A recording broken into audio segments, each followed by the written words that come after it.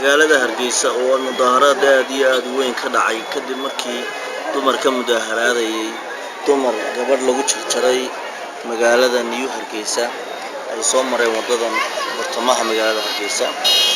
iyaga oo aad iyo aad u careysan boorar waaweyn sita waxay lahaayeen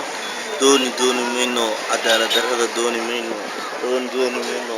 cadaalad darrada dooni mayno dumarkan gabadhan oo la sheegay in laba dumar ah oo ay lacag ku lahayd ay u yeedheen gurigeedana ugu yeedheen kadibna ay jarjareen waxaad halkan ka daawan kartaan gawaaridu wadadii saxmad badan wadadii xidhan dad aad u tiro badan oo wadooyinka dumar u badan runaantii wadooyinka maraya halkan ku soo gudbin doonaa muuqaal